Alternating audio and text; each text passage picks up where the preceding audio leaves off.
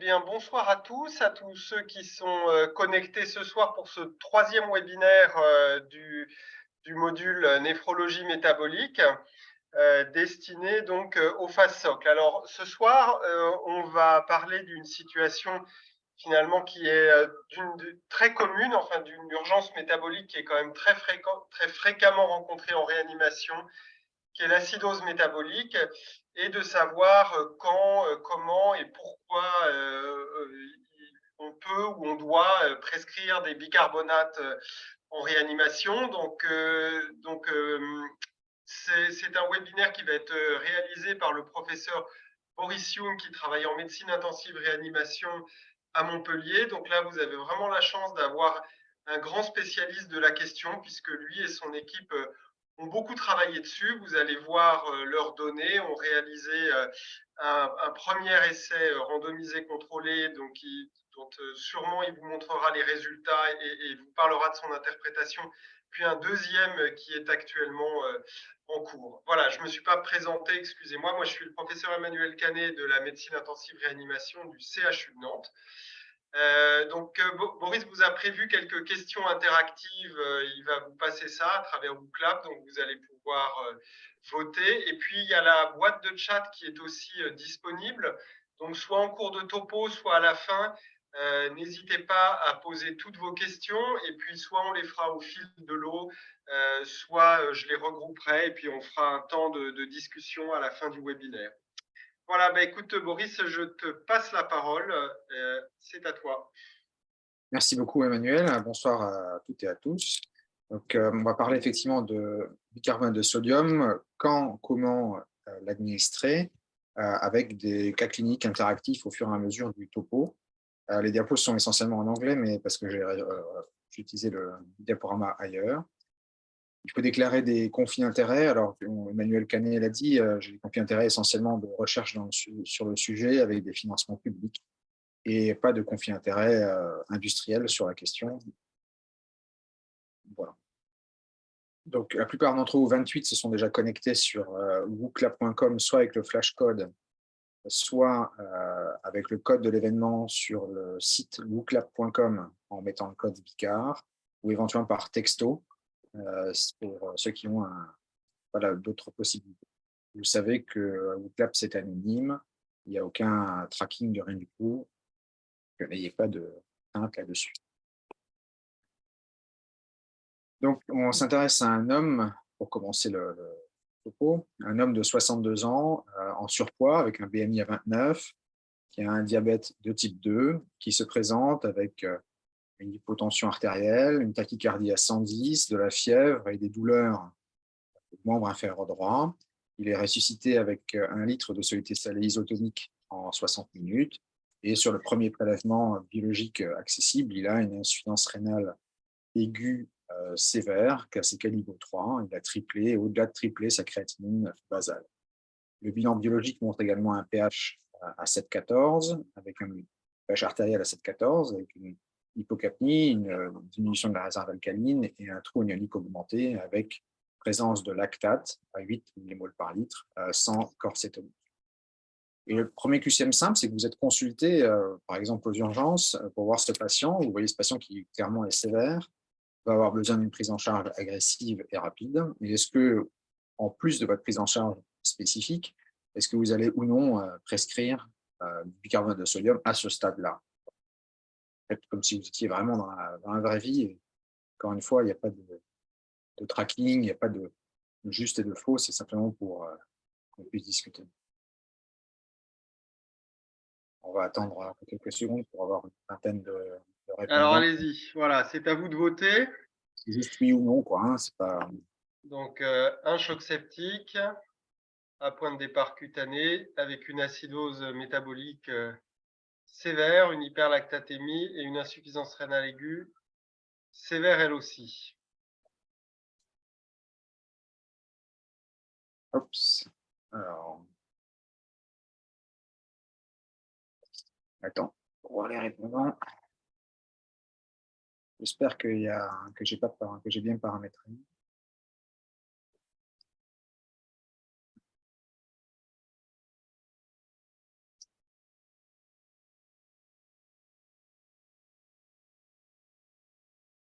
comme ça qu'on fait.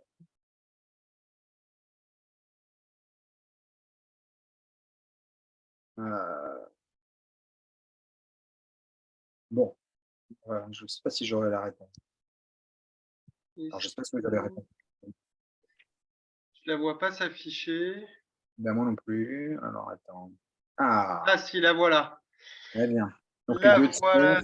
Les 2 tiers ont dit non à peu près et un tiers a dit oui.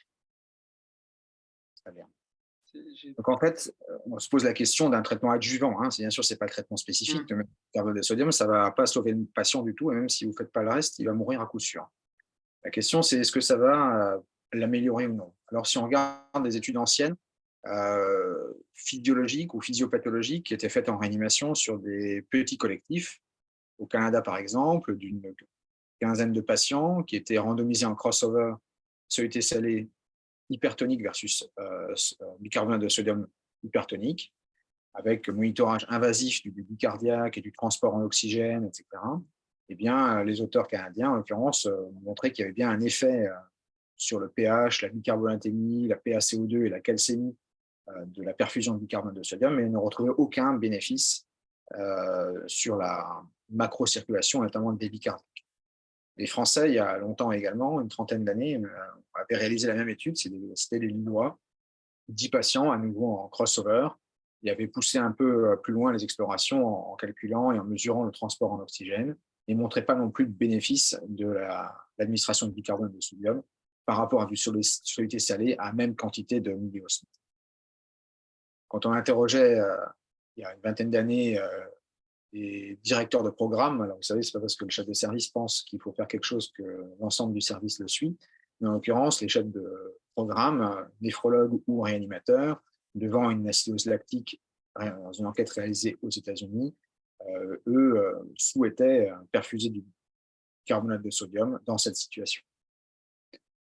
Et puis une enquête non pas déclarative, mais une observation de pratique qui avait été faite dans 5 centres de réanimation universitaire montrait que devant une acidémie métabolique, quelle qu'en soit la cause, en faisant vraiment un patch, eh bien, il y avait une hétérogénéité en fonction des centres. Vous avez en abscisse les différents centres, avec certains centres qui ne prescrivaient quasiment jamais de bicarbonate, le centre 2 et le centre 3, alors que les centres 1, 4 et 5 prescrivaient largement du bicarbonate de sodium, quelle que soit l'indication, devant une acidose métabolique. Quand on se rapproche un peu de nos années et qu'on change de continent, puisque là c'est l'Océanie, le Japon, enfin l'Océanie et l'Asie, l'Océanie représentée par l'Australie et puis le Japon et Taïwan. Donc cette étude-là qui est parue récemment, était une étude observationnelle rétrospective avec 18 centres sur 3 pays et chaque centre devait inclure, c'est un peu bizarre comme design, mais devait inclure 20 patients consécutifs, 10 avec et 10 sans bicarbonate de sodium, avec comme objectif de voir si ça allait avoir un impact sur la mortalité lorsque l'on matchait l'ensemble. Pour la population d'intérêt, c'était des patients qui avaient une acidémie modérée. Ça, je pense que c'est important tout au long du topo. Beaucoup d'études qui se sont intéressées à l'acidémie modérée avec un pH inférieur à 7,30 comme critère d'inclusion. Puis il y avait des analyses en sous-groupe. Et donc, dans cette étude-là, qui a donc inclus 360 patients, 20 patients sur 18 centres, ça fait 360. Il y en a exactement le même nombre dans chaque catégorie, bicar ou pas bicar. Ce que l'on peut voir, c'est que ce sont les patients relativement peu sévères, très mixés médicaux ou chirurgicaux, avec, notamment quand on regarde le carré d'en bas, là, assez peu d'insuffisance rénale aiguë sévère, de stade 2 ou 3 d'insuffisance rénale. La moitié environ était sous vasopresseur, un peu plus de la moitié était ventilée mécaniquement. Donc, ce sont les patients de réanimation, il n'y a pas de doute, mais modérément sévères. Une hétérogénéité dans les pays. Vous voyez que le bicarbonate de sodium était largement utilisé à Taïwan, mais plutôt peu dans les 2 autres pays. Et lorsque les auteurs ont essayé de compiler les résultats, ils retrouvaient à nouveau en observationnel, dans une population plutôt modérée, pas d'impact de l'administration du bicarbonate de sodium à ces patients. Et lorsqu'ils faisaient ensuite une analyse en sous-groupe, alors bien sûr, on diminue le nombre de patients dans les sous-groupes, et puis c'est observationnel, et on ne retrouvait pas non plus d'impact de l'administration du bicarbonate de sodium. Un point quand même à noter, c'est que la dose médiane de bicarbonate de sodium était plutôt modeste. 100 millimoles, c'est l'équivalent de 250 millimoles de 42 pour 1000 ou de 100 millimoles de 84 pour 1000. Ça fait 200 millimoles de 42, 100 millimoles de 84. Il n'y avait pas de cible particulière à ça. Donc, les études finalement physiologiques qui ne montrent pas d'impact, des enquêtes qui montrent quelque chose de très hétérogène, des études observationnelles rétrospectives récentes qui ne montrent pas non plus vraiment d'impact. Et puis, Emmanuel l'a dit, on a basé sur ça, on avait décidé avec l'équipe de faire une étude randomisée contrôlée qui s'attacherait à essayer de répondre à la question du bénéfice ou non de l'administration du carbonate de sodium dans une population spécifique et sévère de réanimation. L'objectif principal, c'était la mortalité à J28 ou la présence d'une défaillance d'organes à J7. Donc, c'est un critère de jugement composite qu'on peut discuter la pertinence.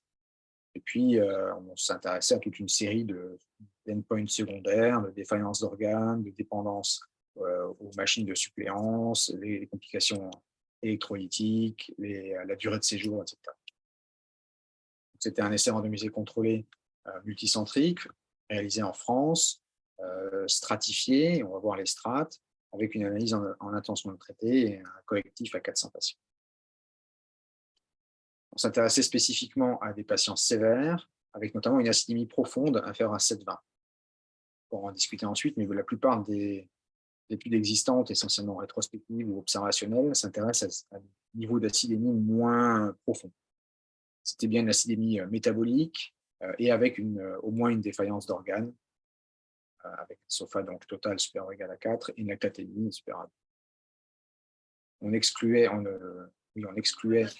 les pertes usuelles de bicarbonate, notamment digestives, les patients déjà dialysés ou programmés pour l'être dans les semaines qui suivent, parce qu'en défaillance rénale de stade 4 ou 5, et puis les patients usuellement non candidats à l'alcanisation, en particulier les patients à l'acétose. Donc, il y avait un bras contrôle qui ne recevait pas de BICA et un bras interventionnel qui recevait du bicarbonate de sodium à 4,2% par bolus entre 125 et 250 millilitres, mais sur une durée de 30 minutes environ, 30 à 60 minutes.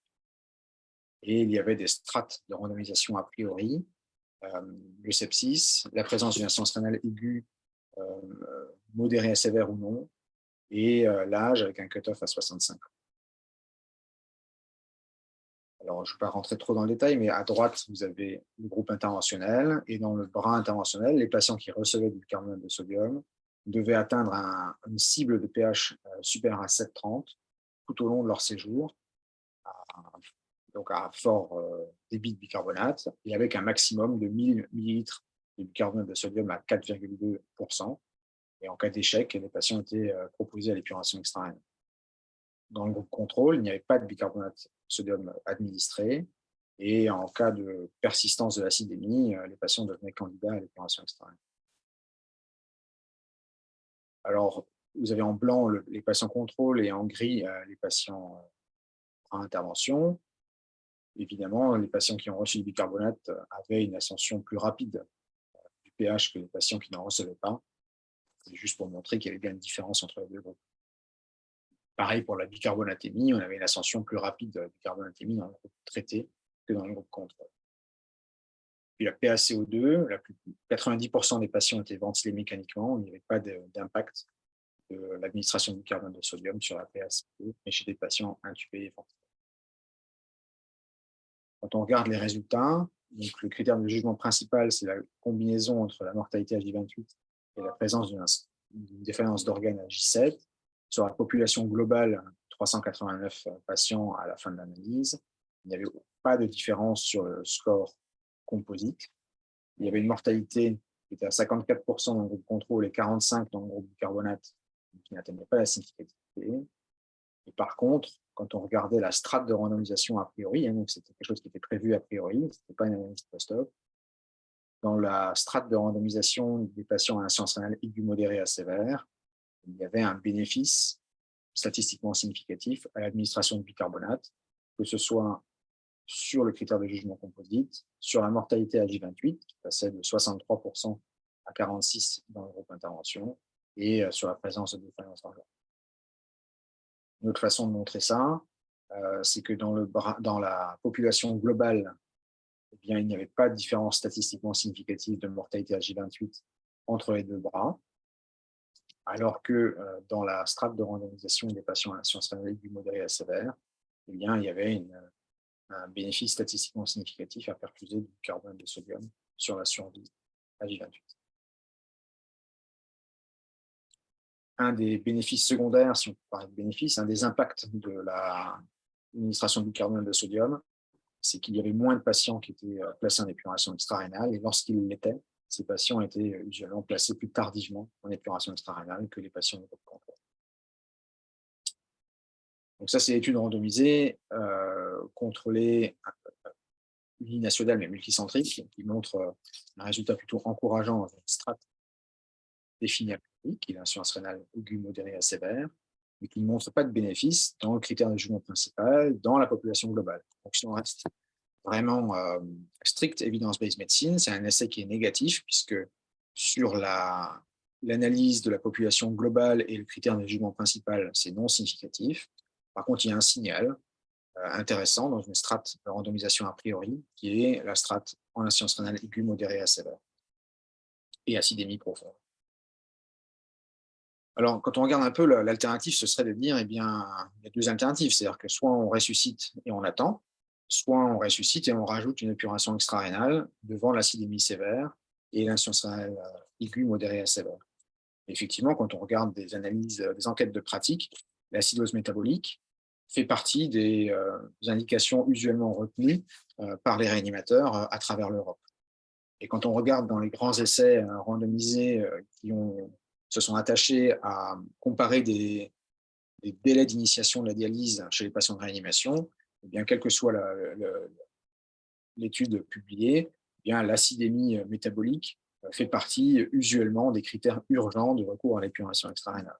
C'était le cas dans cette étude, c'était le cas dans cette autre publiée dans les grandes revues, c'est des études françaises que je montre, c'est intéressant de les connaître.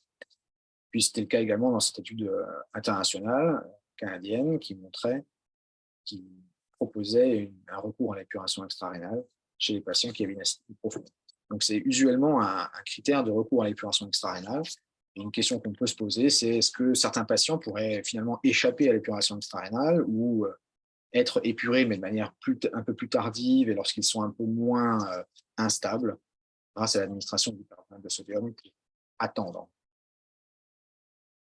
Alors, une façon un peu visuelle de remontrer les résultats du Lancet, c'est de dire que finalement, quand on prend des patients en acidémie profonde et en insuffisance rénale aiguë modérée à sévère, et qu'on administre un produit pas cher, en médiane 500 millilitres, en prenant très attention aux risques dont on va parler ensuite, eh bien, on arrive à droite à une diminution de la mortalité à J28, et avec un nombre nécessaire de patients à traiter pour sauver une vie, qui est très bas, 6, mais pour être honnête, avec un intervalle de confiance large, entre 3 et 50.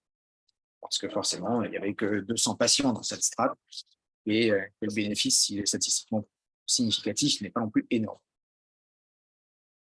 Alors c'est pour ça qu'on a, avec l'équipe et beaucoup de centres en France, environ 35, lancé la deuxième partie en essayant de s'intéresser spécifiquement à la strate dans laquelle on observait un signal positif, c'est-à-dire l'acidémie profonde avec insuffisance rénale aiguë modérée à sévère. Je remercie d'ailleurs Emmanuel Canet et son centre de Nantes pour inclure activement dans l'étude. Et peut-être vous en France, qui vous avez dû passer dans des services peut-être qui incluent dans cette étude. Je vous remercie d'y participer. On a bien avancé puisque environ 3/4 de l'étude est désormais finalisée, malgré le retard pris un peu à cause du Covid. Est-ce que je peux t'interrompre une seconde, Boris? C'est juste pour te ramener la question d'un étudiant oui. Avant de continuer, qui est intéressante parce qu'elle pose le problème du continuum entre les données physiologiques et puis parfois la pathologie. Donc, je te la lis comme ça. Je pensais que l'acidose était une adaptation à l'hypoxie et permettait une meilleure délivrance d'oxygène aux tissus via l'effet Bohr, avec la fameuse dissociation de l'hémoglobine vers la droite en cas d'acidose, et donc que sa correction n'était pas un but en soi et que le traitement de la cause était le plus important. Voilà, oui, Que... c'est une très bonne question. On peut répondre de plusieurs façons. Le traitement de la cause, il est primordial. Si on ne traite pas la cause, ce n'est pas le bicarbonate qui va sauver les malades. Deux, l'effet Bohr, c'est un vrai effet physiologique. Et effectivement, j'ai une diapo après dessus qui montre ça et qui dit qu'effectivement, en acidose, on délivre plus d'oxygène au tissu. Après, le fait de dire que c'est de l'adaptation ou est-ce que l'organisme s'adapte ou subit, la limite, elle n'est pas très claire quand même, parce que l'acidémie, de manière épidémiologique, elle est associée à la mortalité chez les patients critiques, que ce soit du sepsis, de l'hémorragie, du trauma, du choc cardiogénique. C'est associé à une mortalité, l'acidémie, d'autant plus lorsqu'elle est profonde. C'est pas forcément qu'une adaptation.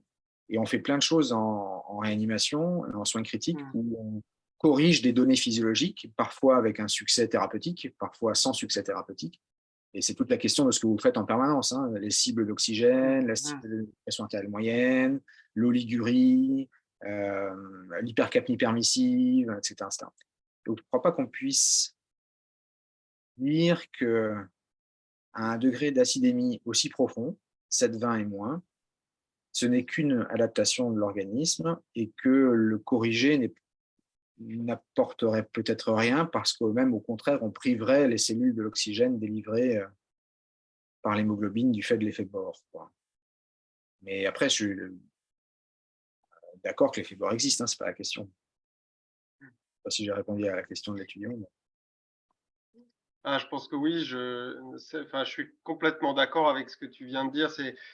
Souvent, comme tu dis, on a des tas de cibles physiologiques en fait quand on prend en charge nos malades, dont l'evidence-based medicine nous a démontré que vouloir corriger à tout prix. Et puis l'autre chose, c'est que les mécanismes adaptatifs, comme tu l'as dit, c'est jusqu'à un certain degré de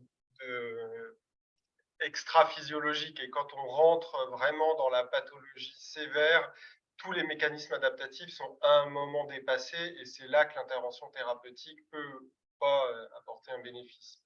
Oui, exactement. Pour ceux qui ont suivi Antoine Kimoun, c'était je ne sais plus si la semaine dernière ou il y a 2 semaines, le lactate chez le marathonien, c'est complètement adaptatif. Pas de problème. Le lactate dans le choc cardiogénique, ce n'est pas adaptatif.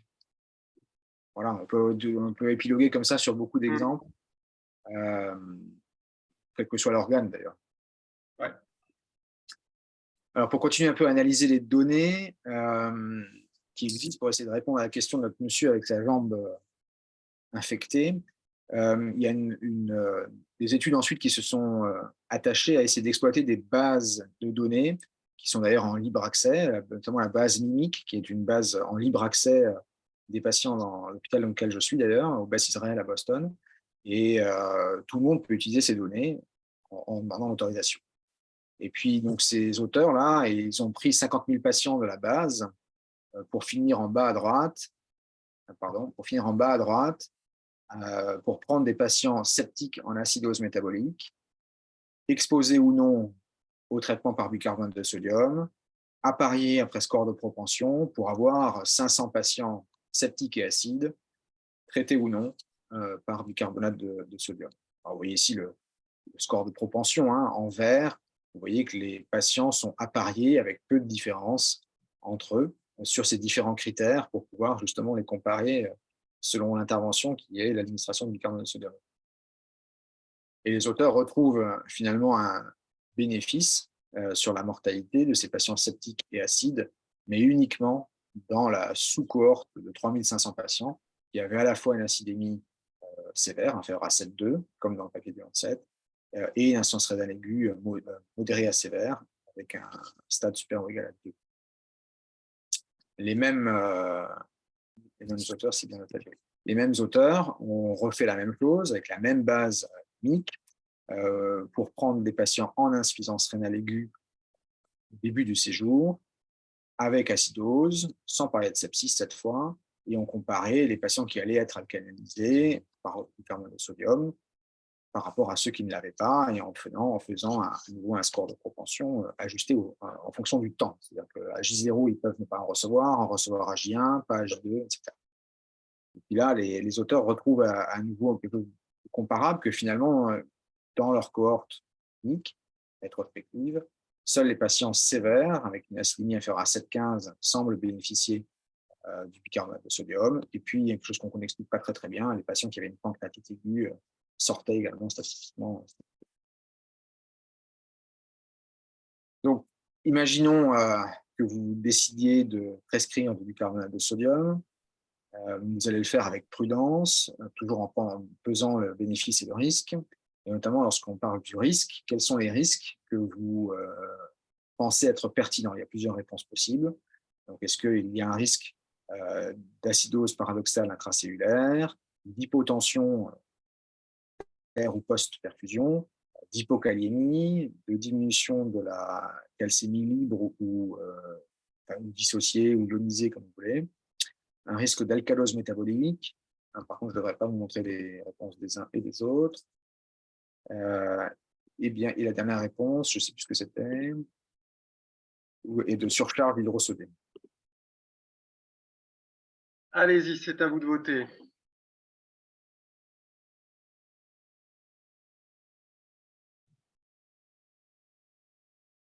On va attendre une vingtaine.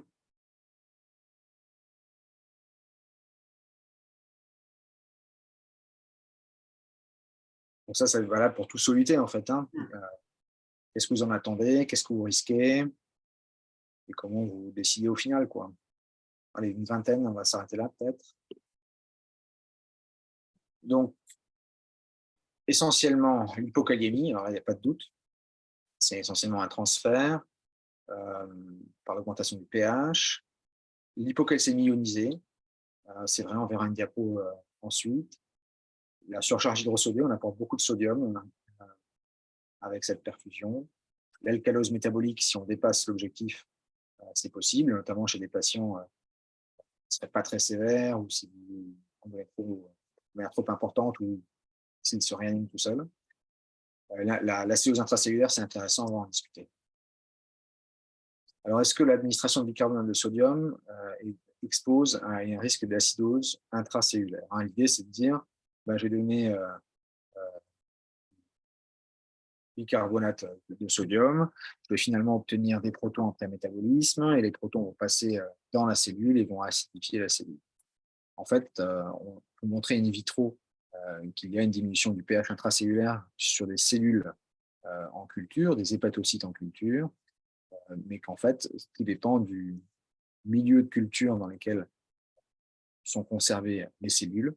Et en fonction du milieu de culture, eh bien, l'impact est différent, et on n'utilise jamais de l'épaisse. C'est un milieu de culture classique dans les cultures cellulaires, mais qui est très différent du plasma dans lequel nous vivons. Et si on prend par exemple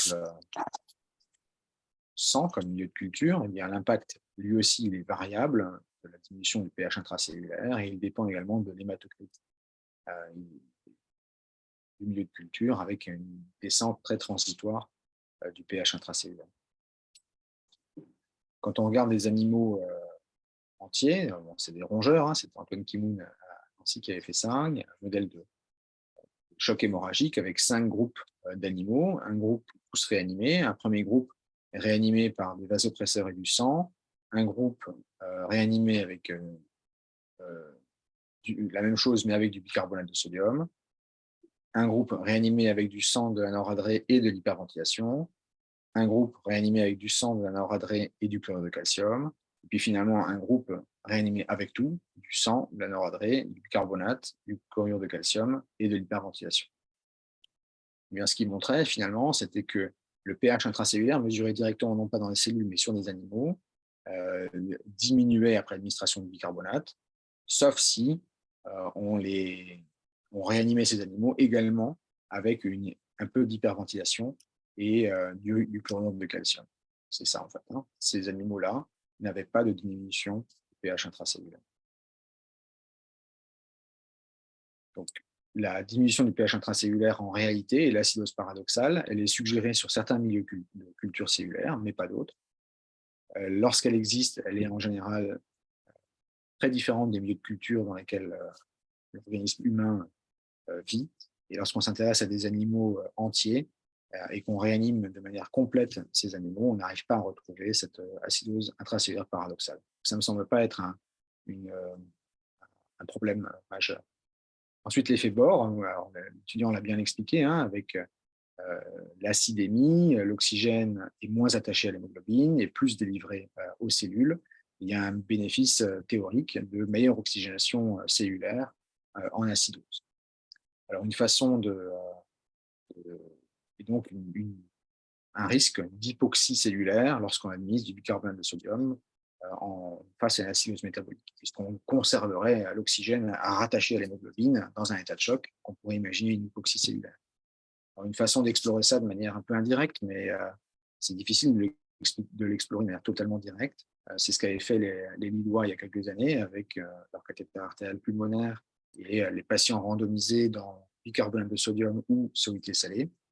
Et ce qu'ils montraient, c'est qu'en bleu, il y avait effectivement une diminution transitoire à 30 minutes de la SVO2, un reflet finalement d'augmentation de l'extraction et d'hypoxie cellulaire, qui était corrigée au bout de 60 minutes. Et on n'observait pas du tout ça, soluté salée à même quantité d'osmose. Donc l'hypoxie cellulaire, peut-être, en tout cas dans l'étude qui était faite, l'impact sur l'oxygénation tissulaire semblait modeste. Ensuite, dans les vrais problèmes que vous pouvez rencontrer, c'est effectivement d'avoir une hypocalcémie ionisée, parce que l'augmentation de pH va augmenter l'affinité du calcium pour l'hémoglobine, pour l'albumine. L'albumine et le calcium vont être plus attachés les uns aux autres en phase alcaline. Et le fait de... Qu'est-ce que j'ai dit, hein? Quand on augmente le pH, on augmente l'affinité de l'albumine pour le calcium et on va diminuer la calcémie ionisée. On peut avoir une hypocalcémie ionisée lorsqu'on augmente le pH avec du bicarbonate de sodium. Donc, il est recommandé, ou en tout cas souhaitable, hein, de corriger la calcémie ionisée avant d'administrer du bicarbonate de sodium et de l'administrer progressivement le bicarbonate de sodium pour ne pas observer ça.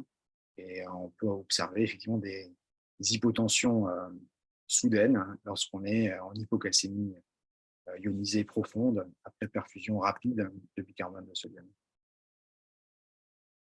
Un autre impact normal, c'est l'alcalémie. Si on perfuse trop de bicarbonate de sodium, trop vite, ou dans une pathologie pour laquelle la réanimation par ailleurs va déjà corriger l'acidémie, hein, c'est un des risques parmi d'autres de perfuser du bicarbonate de sodium dans l'acidocétose diabétique. Hein. L'acidocétose diabétique va se corriger avec le traitement de l'acidocétose. Et le fait de vouloir accélérer le processus avec du bicarbonate de sodium, on peut dépasser complètement les objectifs et avoir plus de complications que de l'hypocalémie, effectivement le risque de surcharge hydrosobée, et puis un risque théorique, notamment chez les patients non intubés, ce serait le risque d'hypercapnie en perfusion du bicarbonate de sodium, ce qu'on n'observe pas chez les patients de l'essai dans lequel je vous ai parlé, puisqu'ils étaient tous intubés et ventilés mécaniquement. Et effectivement, chez un patient précaire sur le plan respiratoire et déjà hypercapnique, une perfusion rapide de bicarbonate de sodium vous expose à une augmentation de la PaCO2. Alors, on va prendre un autre patient, qui est une femme de 22 ans, qui cette fois a un diabète de type 1, qui est hypotendu tachycarde comme le précédent, qui a une hyperglycémie, un sodium non corrigé à 138, une hypocalémie à 3,1, un chlore à 105, bicar à 5 et une insuffisance rénale aiguë sévère. Est-ce que donc elle a une acidémie profonde avec un taux anémique augmenté, de lactate à 3, et cette fois elle a des corps cétoniques dans le sang et dans les urines. Est-ce que vous recommandez ou pas l'administration du carbonate de sodium chez cette patiente qui a une acidémie très profonde, 7,05?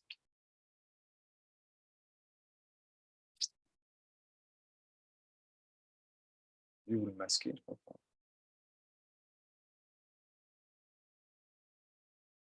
Bon, la majorité dit non, hein. Mmh. Et effectivement, il n'est pas du tout recommandé aujourd'hui de faire une alcalinisation systémique dans le cas spécifique de l'acidocétose diabétique, même avec un pH profond. On peut quand même remarquer qu'il existe des recommandations qui suggèrent, avec un très faible niveau d'évidence, la perfusion extrêmement prudente et lente et titrée du bicarbonate de sodium lorsque le pH est extrêmement bas, inférieur à 6,90. Mais vraiment, ce qu'il faut retenir, je pense qu'il ne faut pas en faire, parce que les risques chez cette patiente, c'est l'hypokaliémie. Elle est déjà à 3,1, donc vous allez aggraver l'hypokaliémie. Le pH va se corriger avec le traitement de la cétose, et ça va être difficile de titrer l'amélioration du pH par un bicarbonate de sodium. Le bénéfice de l'amélioration, de l'augmentation rapide du pH, il est probablement inexistant. En gros, chez cette patiente-là, il n'y a aucun bénéfice à attendre et beaucoup de risques. Pour ce qui est des pH extrêmes, bon, il y a des recommandations qui existent. On pourra discuter de tout ça. Moi, ma pratique, c'est vraiment de le réserver à des situations extrêmes et avec des titrations vraiment précises, quoi.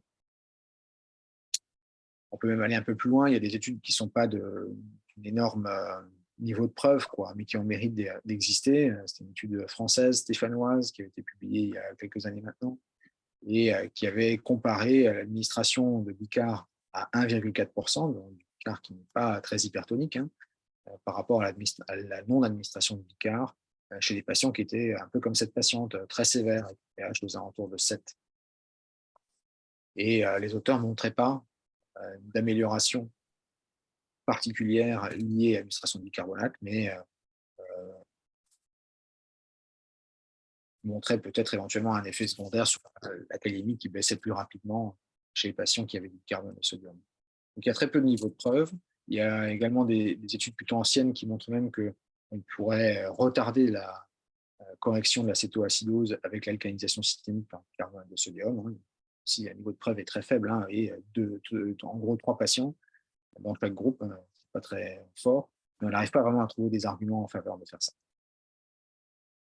Il y a également un risque, alors comme on va administrer du soluté hypertonique, hein, et augmenter le pH de manière très rapide, il y a même des cas rapportés d'effets secondaires catastrophiques, hein, liés à l'augmentation massive de l'osmolarité et une centrale. Alors ça, on va peut-être passer parce que c'est pas spécifique MIR, c'est la chirurgie cardiaque. Si on revient à notre patient, je pense que j'ai dû inverser à un moment donné les sondages, on a fait la parenthèse acétose. Si on revient à notre patient et son problème de choc septique à point de départ du tissu cutané, est-ce qu'avec ce qu'on a discuté, est-ce que finalement vous changez d'avis ou non, ou est-ce que le niveau de preuve ne vous paraît pas suffisant pour changer votre attitude initiale? Est-ce que la question, hein, c'est est-ce que vous prescrivez ou non du carbonate de sodium chez ce patient-là?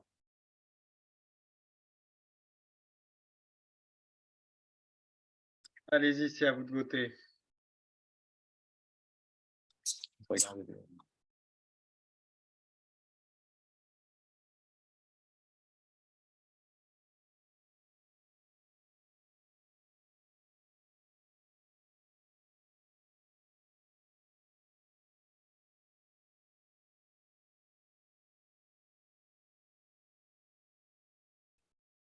okay. Ça a fait là peut-être une vingtaine.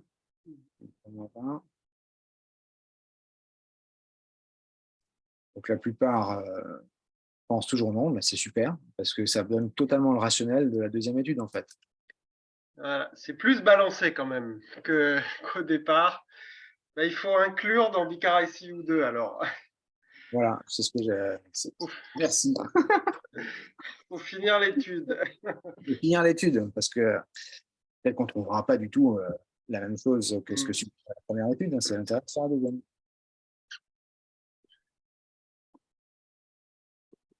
On va changer un peu de sujet. Donc, toujours dans la navigation de bicarbonate, mais peut-être pas forcément dans l'acidose, mais plutôt de manière générale, en fait, parce qu'on peut prescrire des bicarbonates pour corriger le pH dans l'acidémie ou on peut le corriger dans d'autres situations. Là, si on prend un homme de 28 ans qui a eu un accident de moto avec un traumatisme crânien, un traumatisme du thorax et un Stroke syndrome. Il est intubé en post-opératoire de la neurochirurgie. Il est choqué en insuffisance rénale aiguë Cadigo 1. Il a clairement une rhabdomyolyse à 25 000 CPK. Et en plus de tout le reste, bien sûr, c'est qu'un traitement adjuvant. Est-ce que dans cette situation de rhabdomyolyse traumatique, pour prévenir la dégradation de la fonction rénale, vous choisiriez d'administrer du bicarbonate de sodium, en plus, bien sûr, de tout le reste du traitement de ce patient accidenté?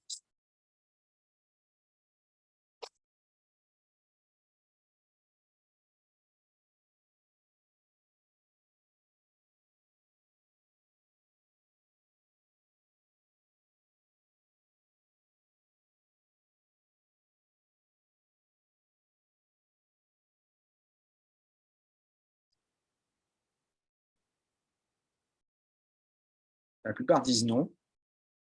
OK. Mmh. Donc vous ne faites pas de bicarbonate de sodium pour prévenir la dégradation de la fonction rénale dans la rhabdomyolyse.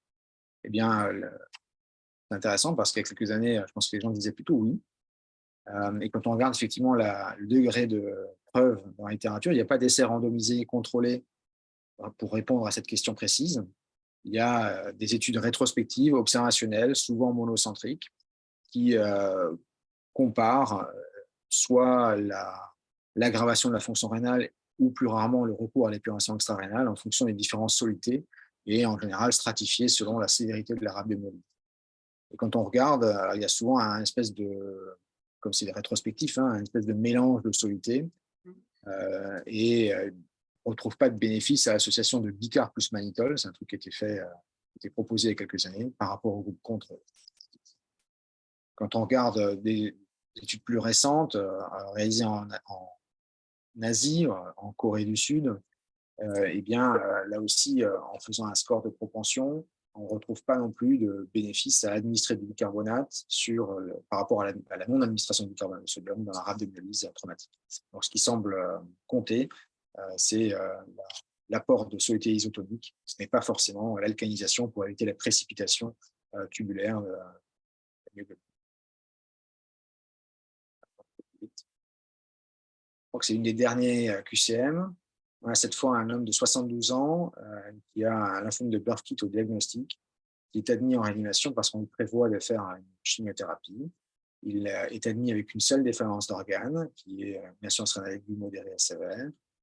Il est en acidémie quand même, relativement sévère, hein, 7,28, d'origine métabolique, partiellement compensée, avec un sodium à 135, un potassium un peu élevé à 5,5, un chlore à 100, une calcémie ionisée à 1, un magnésium à 0,8, un phosphore à 1,8, LDH 3000, une bilirubine élevée essentiellement libre, un acide urique très élevé. Et donc là, la question, c'est est-ce que, si vous décidez d'hydrater ce patient, est-ce que le bicarbonate de sodium, par rapport au ringer lactate, ferait mieux ou non pour l'amélioration de son statut rénal dans les prochaines heures ou prochains jours, sachant qu'il va être euh, traité pour son lymphome dans les prochaines heures. En fait. Donc, je ne vous ai pas parlé du diagnostic, mais ça, ça fait partie du QCM. C'est assez caricatural comme Mmh.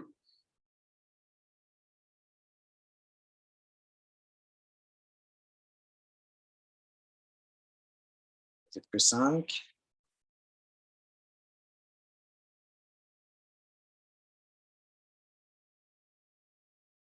Est-ce que dans cette situation-là, en pratique, je crois que c'est de 1 à 5. Je ne sais plus Mmh. ce qui est 5, mais est-ce que c'est très probable, peu probable que le bicarbonate fasse mieux que le ringer lactate dans cette situation?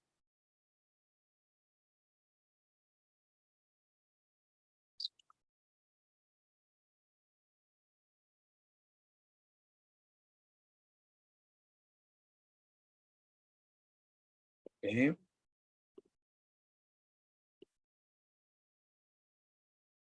Alors, c'est très balancé. Hein. Ouais, c'est très, très balancé, oui. très incertain, on va dire. Ouais. Bon, c'est bien, c'est l'intérêt de ces échelles de Likert là. C'est Mmh. que la médecine, c'est souvent incertain, c'est Mmh. vraiment blanc ou noir, c'est souvent le pro et le pour ou le contre, tout ça, tout ça. Là, on a quand même, alors j'ai pas montré des articles, mais j'ai montré une diapo de concept, quoi.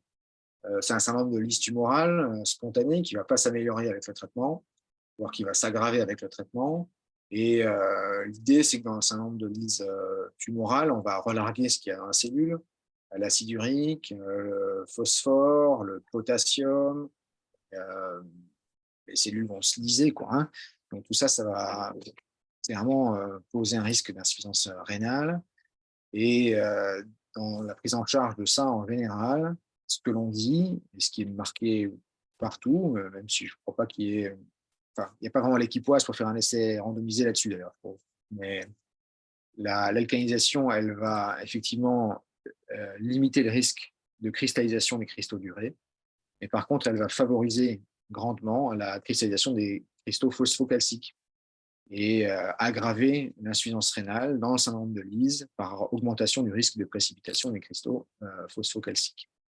Donc, ce qui est proposé, suggéré, recommandé dans le syndrome de Lise tumorale, c'est de ne pas alcaliniser, mais d'hydrater, de faire le traitement spécifique du syndrome de Lise avec la rasburicase ou éventuellement l'allopurinol quand c'est moins sévère, de ne pas supplémenter en calcium, comme dans la rhabdomyolyse d'ailleurs, de faire une chimiothérapie progressive et il y a le débat de comment positionner l'épuration extra-rénale. Est-ce qu'il faut le faire tôt ou tard? Je crois que c'est toujours un débat, mais peut-être qu'Emmanuel, tu auras un Mmh. commentaire sur comment positionner, même si ce n'est pas trop le sujet du jour, mais quand est-ce qu'on positionne l'épuration extra-rénale dans un certain nombre de listes. Mmh. Donc là, je crois que si on hésite, il vaut mieux ne pas faire que faire. Et franchement, c'est peut-être pas aussi clair que la cétose diabétique, mais il y a peu d'arguments pour faire du bicarbonate de sodium dans le syndrome de Lise tumorale. Ouais, je suis tout à fait d'accord. C'est vraiment, on est alors déjà, c'est que comme tu l'as bien dit, c'est une pathologie, bah, qui est à connaître parce que c'est une des urgences, hématologiques qu'on peut rencontrer, mais qui finalement est quand même rare et donc quand on va regarder les données, on n'est vraiment pas dans le domaine de l'evidence-based medicine, quoi. C'est que de l'avis d'experts, mais effectivement le rationnel est assez pauvre pour en faire. C'est surtout une maladie avec beaucoup de troubles métaboliques. En général, on se met plus en difficulté, à alcaliniser. Nous pas enfin on le fait pas, c'est et surtout que finalement on gagnerait un petit peu, peut-être sur la néphropathie uratique, mais comme tu l'as dit, on a un médicament qui est très efficace et on n'a jamais démontré qu'on réduisait ni le risque de dialyse, ni la mortalité, ni la préservation de la fonction rénale avec le Bicard et pour ce qui est de la dialyse, j'ai pas de enfin effectivement, c'est pas trop le sujet du jour. C'est débattu.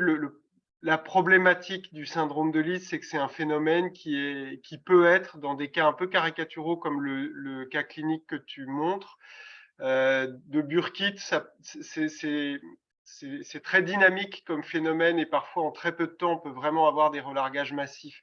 Alors, ce qu'on veut pas, c'est qu'ils meurent de leur syndrome de Lise et le risque, c'est qu'ils meurent par lyse massive et donc qu'ils meurent d'hyperkaliémie.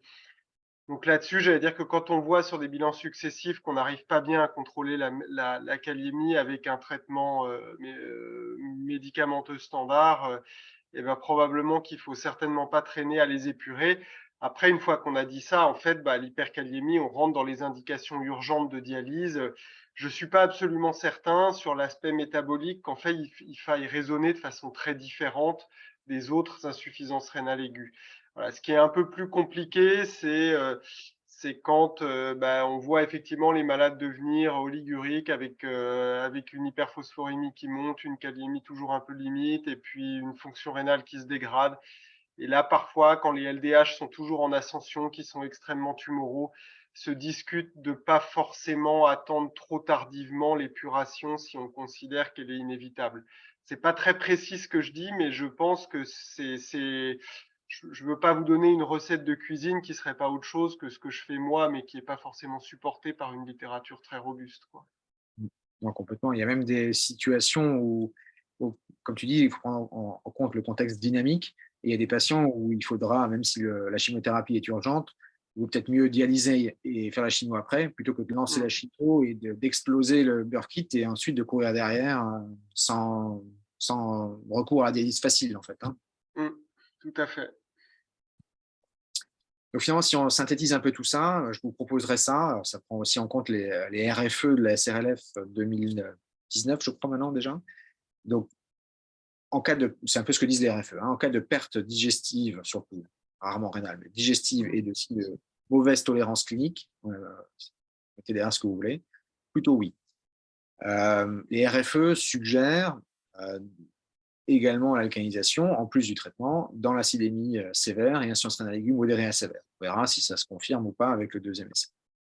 Il y a d'autres situations dont on n'a pas parlé aujourd'hui où c'est important d'en faire, l'intoxication à l'aspirine, même si le patient n'est pas en acidémie. L'idée, c'est de diminuer la toxicité neurologique en alcalinisant le patient et en le mettant en alcalémie, alors qu'il est plus souvent en alcalémie respiratoire. Donc ça, c'est une indication classique. L'intoxication aux agents stabilisants de membrane. Donc là, l'idée, c'est pas de mettre du bicarbonate, c'est de mettre du sodium hypertonique pour occuper le canal sodique rapide et éviter l'élargissement du QRS ou réduire l'élargissement du QRS. L'overdose de méthanol, en plus du traitement spécifique, hein, le fomépizole, la dialyse. J'ai mis un point d'interrogation pour hypercalémie et acidémie. Hein. Il y a plein d'autres médicaments possibles. Le sujet du jour, il y a notamment dans des pays en dehors de la France, on fait moins de bicarbonate dans ces indications que ce qu'on fait en France. Des indications orange, c'est-à-dire plutôt bof, la rhabdomyolyse. On n'a jamais réussi à montrer que c'était mieux que le solitiel isotonique. Le rein myélomateux, plutôt bof aussi. La prévention ou le traitement de la néphropathie induite par un produit de contraste, plutôt bof. Et puis là, plutôt franchement non, l'acidocétose, le syndrome de lisse tumorale et l'arrêt cardiaque de manière systématique. Ce n'est pas que dans un contexte particulier d'acidémie profonde ou d'hypercalémie, ça puisse ne pas avoir un intérêt, mais pas de manière systématique. Les données ne sont vraiment pas en faveur dans l'arrêt cardiaque de mettre un petit coup de bicarbonate là, en disant ça ne peut pas faire de mal, c'est pas. On va finir là-dessus avec les espèces de feedback normalement. Ah non, j'ai pas votre feedback. Et du coup, je vais en profiter pour te résumer une question qui est apparue, que je vais raccourcir un peu. Je pense que tu as partiellement répondu avec tes indications à la fin. C'est si on se met dans le cas d'une acidose métabolique, disons lactique, septique, un peu sévère, mais qu'il n'y a pas d'insuffisance rénale aiguë. Est-ce que pour toi, il y a aujourd'hui, avec les données de la littérature, j'allais dire, on est entre Bicara ICU 1 et 2, qu'est-ce que tu fais dans ces cas-là, en fait, quoi? Alors, évidence-based médecine, je ne peux pas vous dire, j'en sais rien, et ça n'a pas été exploré dans l'essai randomisé. Ce que je fais moi, c'est que j'en fais pas, personnellement, dans cette situation-là, parce que je ne suis pas sûr d'avoir un bénéfice. Bon. Et est-ce que c'est délétère? J'en sais rien non plus. Désolé, c'est pas une super réponse, mais mon opinion personnelle, mon opinion, c'est que j'en fais pas. Par contre, je traque la raison pour laquelle le patient est lactique.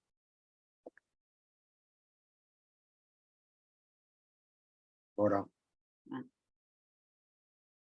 J'ai une petite question, moi. On n'a pas beaucoup parlé. Est-ce que tu as un commentaire sur quand on dit on fait ou on fait pas de bicar? Voilà, on sait qu'on a différents solutés à disposition. On a le 1,4, le 4,2, le molaire à 8,4. Différentes, voilà, ils n'ont pas tous le même nombre de millimoles de bicarbonate, ils n'ont pas tous la même osmolarité. Il y a le problème éventuellement des voies d'abord.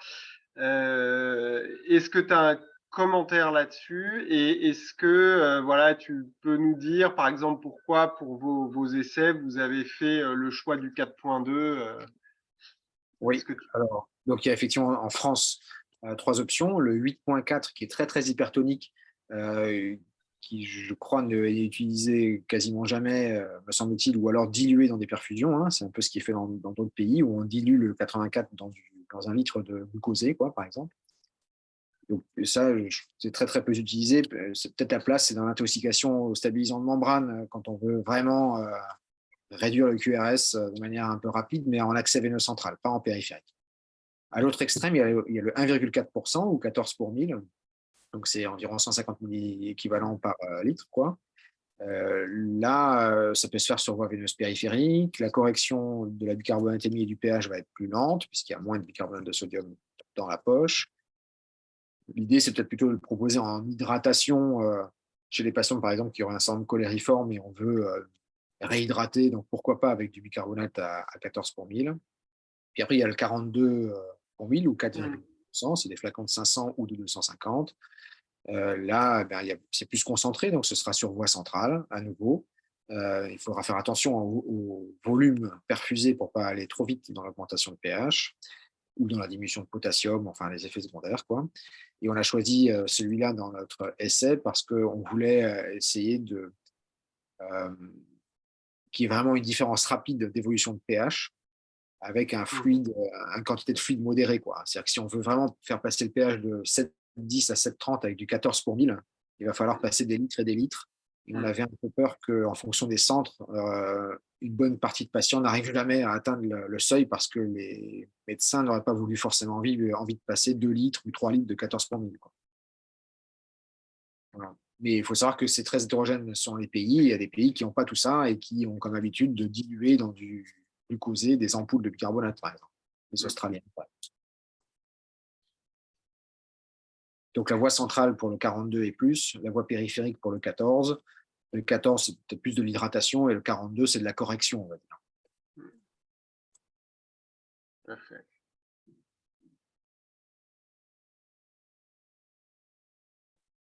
Et d'autres questions? Ok. Eh bien, je ne vois pas d'autres questions. Ok. Alors, je vais juste voir ce que disent les gens là. Vous me dites juste un mot, c'est pour moi. Vous pouvez dire que c'était nul, que c'était super, que vous avez dormi. Est-ce que c'est des feedbacks, vous voyez?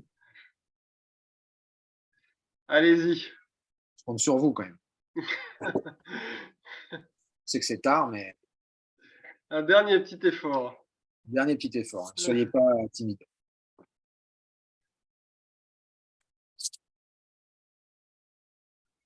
Ah, Soyez honnête, hein, surtout. C'est pour me dire que c'est bien alors que c'est nul. bon, bah, visiblement, tu es une star, hein. En fait, on Bon, savait déjà, mais bon, ça va bien. c'est confirmé. Je refais la même chose l'année prochaine quand même. Donc, C'est con- c'est moi, confirmé. je ne m'invite plus, mais bon. Super. Ça Non, marche. mais Bon, c'est agréable de finir là-dessus. Et puis on est pile dans les temps, là, pile 1 heure. C'était le temps, le timing est maîtrisé. C'est super. Bon, bah, merci beaucoup, Boris, pour ce topo qui était merci. vraiment, je pensais, très très clair. Tu as fait un très bon état des lieux sur ce qu'on sait aujourd'hui. Et évidemment, on attend bien sûr tous les résultats de Bicara ICU2. Alors, l'année prochaine, ça sera peut-être un peu tôt encore, hein. Je sais pas, remarque. On va voir. Ça dépend de vous, en fait. Ça dépend de vous tous. Voilà, donc il Les faut internes, on compte sur vous, motiver, hein. voilà, partout où vous êtes, motivez vos chefs quand vous voyez des acidoses avec des insuffisance rénale aiguë, qu'ils n'oublient pas d'inclure pour que peut-être on ait des réponses encore un petit peu plus précises dans certains domaines. Enfin, de toute façon, des données qui seront passionnantes à commenter sur une situation qui est vraiment de la pratique clinique de tous les jours. Merci beaucoup, Boris. Merci. Bon, bonne soirée à tous. Et puis, voilà, à bientôt pour le prochain webinaire de néphrologie métabolique. Bonne soirée. Au revoir.